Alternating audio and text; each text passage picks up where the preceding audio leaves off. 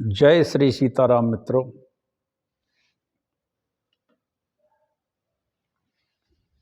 सनातन धर्मियों, भक्त वत्सल, बुजुर्ग सभी को मेरा प्रणाम।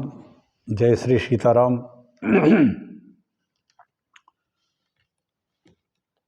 शिव महापुराण की कथा चल रही है। शिव जी तो आनंद देने वाले हैं और आनंद की चाह में सारा संसार भटक रहा है। आइए हम सब आनंद के लिए, सबको आनंद मिले,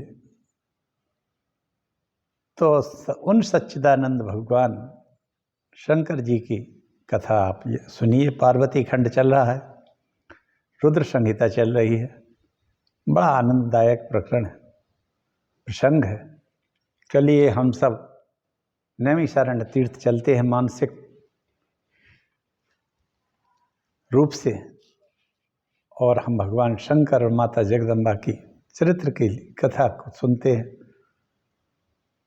हम सिर्फ वाचन करते हैं, पाठन करते हैं, कथा सुनाते हैं। कथा तो भगवान ब्रह्मा जी ने नारद जी को सुनाई थी, क्योंकि उन्हीं के द्वारा ये प्रणीत है। शिव महापुराण हमारे पुराणों में प्रधान पुराण माना जाता है। विशुद्ध ज्ञान देहाय त्रिवेदी दिव्य चक्षु से श्रेय प्राप्ति निमित्ताय नमः सुमार धारणे। जब ज्ञान, संपूर्ण ज्ञान है, भगवान शिव का स्वरूप हो जाता है। भगवान शिव का स्वरूप ही संपूर्ण ज्ञान है। तीनों वेद उनके तीन दिव्य चक्षु हैं, नेत्र हैं, और जो अपना कल्याण चाहता हो उसको माता पार्वती और भगवान शंकर की शरण में चला जाना चाहिए। मित्रों, मैंने इसके पहले अभी महामृत्युंजय मंत्र का वर्णन किया था, जो हमारे शिव महापुराण में है। उसका हमने ध्यान भी कहा था। मृत्युंजय मंत्र के 4 पद हैं, उनको भी कहा था, और 5वां अंतिम भी कहा था। मृत्युंजय महारुद्रात्रा ही माम शरणागतम, जन्म मृत्यु जरा रोग ही पीड़ितम कर्म बंधने ही। ये अंतिम उसका पद है। अच्छा लगा होगा। सती खंड समाप्त हो गया है, पार्वती खंड चल रहा है। पार्वती का जन्म हो गया है, पार्वती तपस्या के लिए जा रही हैं, नारद जी का आगमन हो रहा है। आइए अब हम सब मिलके छोटा सा मंगलाचरण करते हैं, इसके बाद कथा कहेंगे। नमोस्तु रामाय च लक्ष्मणाय देव्यै च तस्यै जनकात्मजाय। नमोस्तु रुद्रेन्द्रियमानिलेभ्यो नमोस्तु चंद्राग्नि मरुद्गणेभ्यः। ओम श्री गणेशाय नमः। सुंदर सुजान कृपा निधान, सुंदर सुजान कृपा निधान। अनाथ पर कर प्रीति जो, सुंदर सुजान कृपा निधान। अनाथ पर कर प्रीति जो, सो एक राम अकाम हित। निर्वाण प्रद सम आन को, सुंदर सुजान कृपा निधान। अनाथ पर कर प्रीत जो, सो एक राम अकाम हित। निर्वाण प्रद सम आन को सुंदर।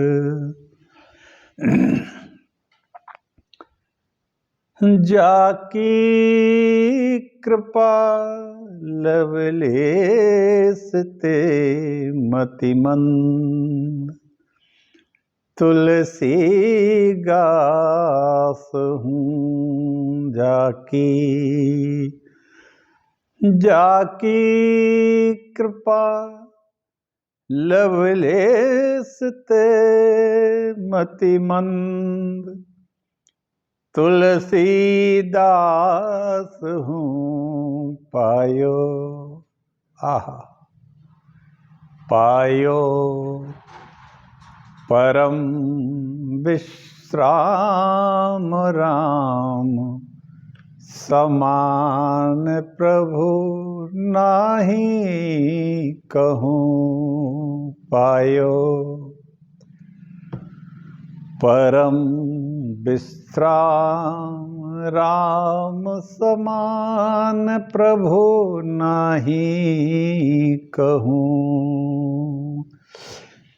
रघुवंश भूषण चरित, यह नर कहई सुनहि जे गावहीं।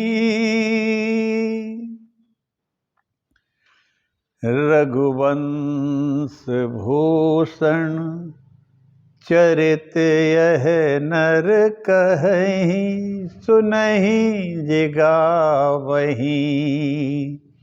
कलिमल कलिमल मनोमल, धोई बिनु श्रम राम धाम सिधावहीं।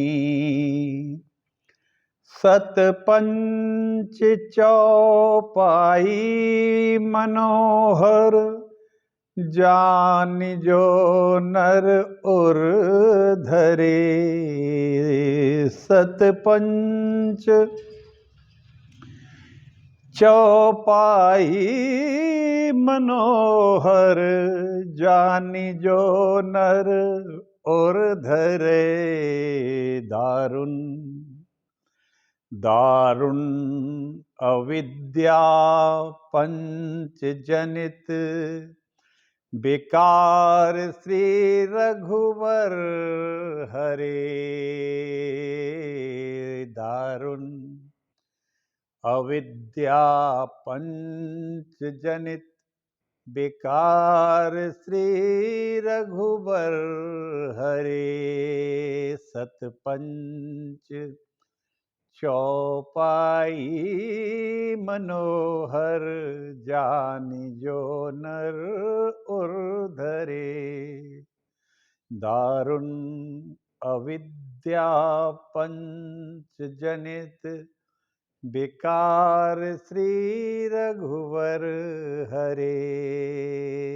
सुंदर सुंदर सुंदर, सुजान कृपा निधान, समात अनाथ पर कर प्रीति जो। सुंदर सुजान कृपा निधान, अनाथ पर कर प्रीत जो। सो एक राम, अकाम हित निर्वाण प्रद सम आन को सुंदर। सुजान कृपा निधान। जय श्री गणेश।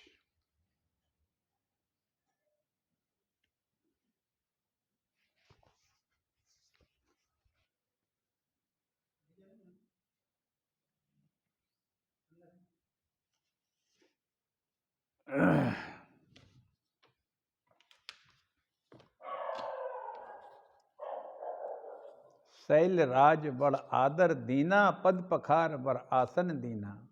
शैल राज बड़ आदर कीना, पद पखार बर आसन दीना।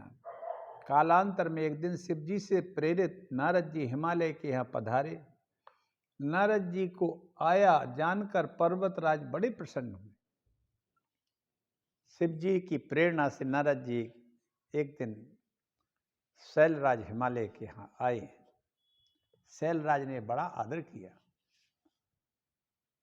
पद पखार के पूरे महल में छिड़कवाया। पार्वती जी को बुलाकर नारद जी के श्री चरणों में प्रणाम कराया। नारद जी ने आशीर्वाद की झड़ी लगा दी। हेमवान नारद जी से कहने लगे, हे मुनीश्वर, आप तो त्रिकालदर्शी हैं, मेरी सुता के गुण दोष तो बताएं और भविष्य में इसको कैसा पति प्राप्त होगा, सभी बातें बताने की कृपा करें। इसका भाग्य कैसा और इसका दाम्पत्य जीवन कैसा रहेगा। हिमालय के वचन को सुनकर के नारद जी पार्वती देख हिमालय के वचनों को सुनकर के नारद जी पार्वती को देखकर बड़े प्रसन्न हुए और कहने लगे। अब नारद जी के सामने जब साक्षात जगत जननी भगवती पार्वती जी आ गई तो उनके दर्शन करने से नारद जी को कितनी प्रसन्नता हुई होगी। मित्रों, ये तो नारद जी ही समझ सकते हैं या थोड़ा बहुत हम आप भी समझेंगे यदि भगवती की कृपा होगी। वाह! तो वो नारद जी बोले, हे हिमालय सुनो। कह मुनि बेहसी गोड़ मृदुवानी,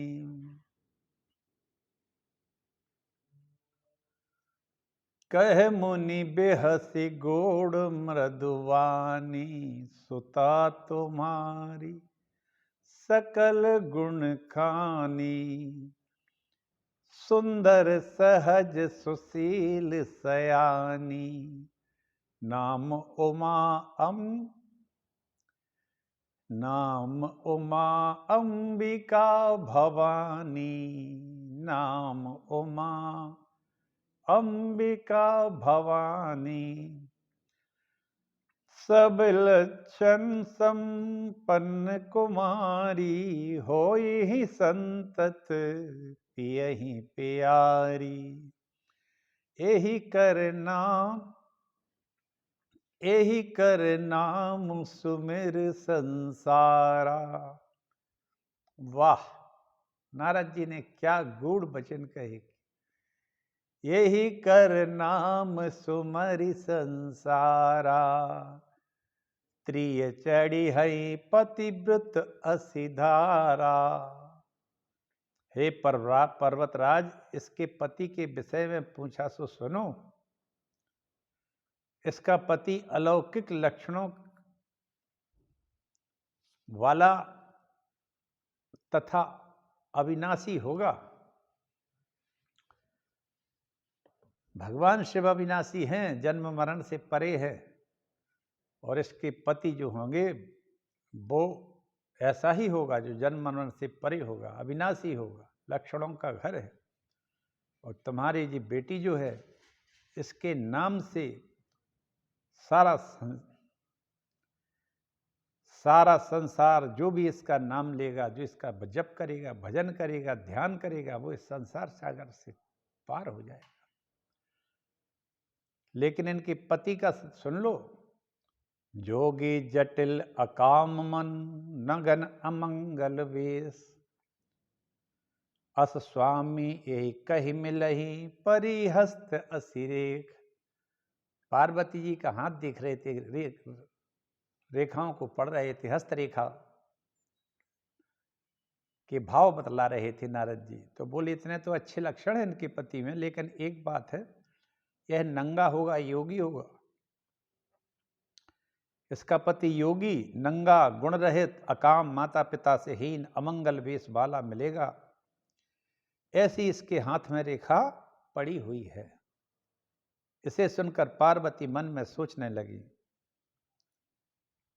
इसे सुनकर पार्वती सोचने लगी, क्योंकि पार्वती जी का ही तो हाथ देख रही थी नारद जी। होई ना मृषा देव ऋषि भाषा, उमा सो बचन हृदय धरि राखा। वाह! नारद जी की वाणी कभी भी असत्य नहीं हो सकती है। ऐसा विचार मन में करके प्रसन्न होकर शिव जी के चरणों में माता भगवती उमा ने, पार्वती ने मन लगा लिया और मन में प्रसन्न होकर लज्जा से सिर नीचे झुका लिया। नारद जी हिमालय से आगे कहने लगे। ये सब क्यों कहने लगे? कहीं पिता को बुरा ना लगे कि ऐसा दामन मिल रहा है जो नंगा है। हर आदमी सोचता है कि हमारा दामन बड़ा सुंदर हो, बड़े अच्छे कपड़े पहनता हो, बड़ा अच्छा उसका व्यक्तित्व हो, बड़ा सुंदर दिखाई देता हो। कोई सोचेगा कि उसका दामन नंगा हो, अमंगल वेश हो उसका,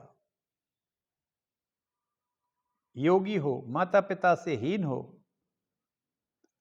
लेकिन नारद जी बोले, यद्यपि बर अनेक जग माही, यद्यपि बर अनेक जग माही, यही कहे शिव तज दूसर नाही। नारद जी बोले, संसार में असंख्य वर हैं, परंतु इसको शिव जी के अतिरिक्त कोई वर्ण नहीं कर सकता। हिमालय से बोले नारद जी कि आपकी बेटी जो उमा है, इसको शिव जी के अलावा कोई दूसरा वर्ण नहीं कर सकता है, यद्यपि संसार में अनेक अनेक वर हैं। हे पर्वतराज, शिव पार्वती का मिलन सनातन है, इसे आप किसी दूसरे को नहीं दे सकते हो। यह आपकी सुता पार्वती तो सर्वदा शंकर की प्रिया है, सदैव ही शिव की प्रिया रही है।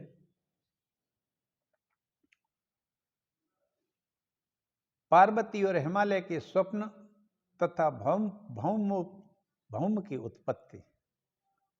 नारद जी के ऐसे वचन को सुनकर हिमालय कहने लगे, प्रभु शिव तो अकाम योगी है, फिर सांसारिक क्रियाकलापों में क्यों पड़ेंगे? नारद जी कहने लगे, हे पर्वतराज, गूढ़ रहस्य सुनो। शिव जी की प्रतिज्ञा है कि दाक्षायणी में तुम्हारे सिवाय किसी को भी वर्ण नहीं करूंगा। तुम ही मेरी भार्या बनोगी। तुम्ही कन्या पूर्व जन्म में दक्ष पुत्री सती थी। अपने पिता के यज्ञ में शिव का अपमान देखकर शरीर त्याग दिया था। वही अंबिका अब आकर मैना की कठोर तपस्या से यहाँ पार्वती के रूप में प्रकट हो गई हैं। आपकी सुता का श्रेष्ठ रत्न सिंहासन से उत्तम बैठने का आसन शिव जी की जंघाई हो गई। ऐसा कहकर नारद जी स्वर्ग को प्रस्थान करने को चले गए। नारद जी के वचनों को सुनकर हिमालय का संदेह दूर हो गया। समय बीतने पर एक दिन मैना कहने लगी, हे नाथ, नारद जी के वचनों को समझ नहीं पाई। आपसे मेरी विनती है कि आपको पार्वती की प्रसन्नता के लिए कोई सुंदर सुशील योग्य वर तलाश कर उसी के साथ इसका विवाह करना चाहिए। हिमालय कहने लगे, प्रिय, यदि आपको अपनी पुत्री से स्नेह है तो उसे शिव कृपा प्राप्त करने हेतु तपस्या करने की प्रेरणा दो। तपस्या के द्वारा नारद जी द्वारा कहे गए सभी अमंगल दूर हो जाएंगे। तप बल रचई प्रपंच विधाता, तप बल विष्णु सकल जग त्राता, तप बल शंभु करहि संहारा, तप बल से सुधरई महिमारा। तब हिमालय की प्रिया उपदेश देने के निमित्त पार्वती के पास गई, लेकिन उसके सुकोमल अंगों को देखकर कुछ बोल नहीं पाई। तब सर्वज्ञा पार्वती जी सब जानती थी। वो कहने लगी, माता, आज मैंने एक तपस्वी को देखा है। वह तपस्वी ब्राह्मण मुझे शिव से श्रद्धा से शिव की कृपा प्राप्त करने को तप करने की कह रहा है। मैना ने वह समाचार गिरिराज जी को सुना दिया। हिमालय भी कहने लगे, हे प्रिय, रात्रि के अंतिम प्रहर में देखा है कि एक सुंदर तपस्वी मेरे पुर के समीप तपस्या करने आया है। मैंने अपनी सुता को उनकी सेवा में रखने की प्रार्थना की, परंतु उन्होंने मना कर दिया। अधिक अनुनय विनय के बाद उन्होंने कन्या द्वारा सेवा को स्वीकार किया। हे वरानने, मैंने भी यह स्वप्न देखा है। कुछ समय बाद शिव जी गणों के साथ हिमालय के शिखर पर सती के वियोग से व्यथित होने के कारण तप करने पधारे। तप में संलग्न शिव जी की पार्वती अपनी सखियों के साथ सेवा करने लगी। काम बाण से विद्ध हुए शिव जी विकार को प्राप्त नहीं हुए। देवताओं ने उनके मोहन को कामदेव को भेजा। उसको शिव जी ने भस्म कर दिया और वहां से अंतर ध्यान हो गए। तब पार्वती ने बहुत समय तक तप किया और इस तरह से पार्वती जी शिव जी को प्राप्त करने के लिए तपस्या में संलग्न हो जाती हैं।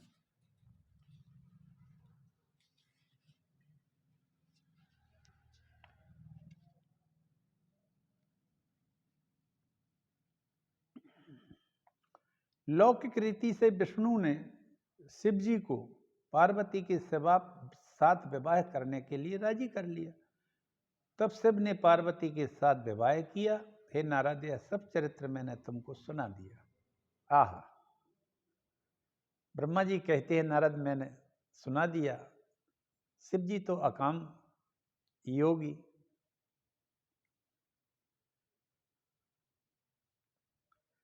उनको किसी तरह का कोई भी विकार शिव जी में नहीं होता है मित्रों। फिर भी विष्णु भगवान के कहने से शिव जी पार्वती जी के साथ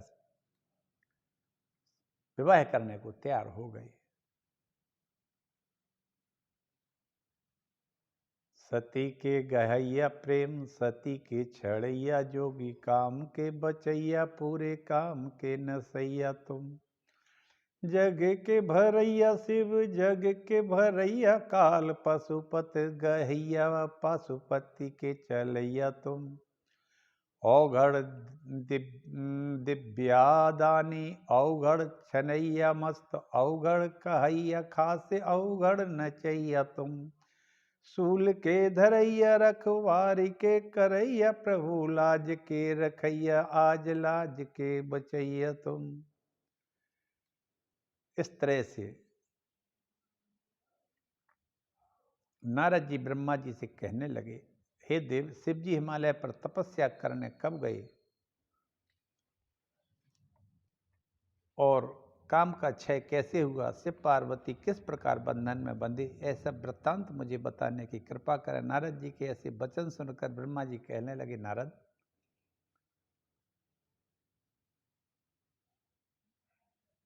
शंकर जी सती के वियोग के कारण दुखी थे। गृहस्थ की सद्भक्ति सदाचार त्याग कर दिगंबर ही रहने लगे, नग्न रहते थे। भ्रमण करते करते हिमालय के स्थान में जाकर समाधि लगा गए। मायाधीश शिव बहुत समय तक वहां समाधि में रहने के कारण एक दिन समाधि त्यागी। तब करते समय जो पसीना ललाट के मस्तक से गिरा, उस पसीने से एक बालक उत्पन्न हो गया। वह बालक 4 भुजा, लाल आकार, मनोहर आकृति और अलौकिक तेज से युक्त था। वह शिव के समीप साधारण शिशु की तरह रोने लगा। तभी वहां शिव से प्रेरित भूमि देवी ने उसे उठाकर दूध पिला दिया। शिव के ललाट से स्वेद गिरा, शिशु रूप तुरंत ही पाया है। हे रक्त वर्ण और भुजाचारी और रूप अलौकिक पाया है। भूमि ने उठाकर प्यार किया और स्तन पान कराया है। हो भौम नाम और पुत्र तेरा, शिव जी ने वचन सुनाया है। शिव जी कहने लगे, ये पृथ्वी है, बालक तेरा हितकारी हुए, तेरे ही नाम से विख्यात होगा।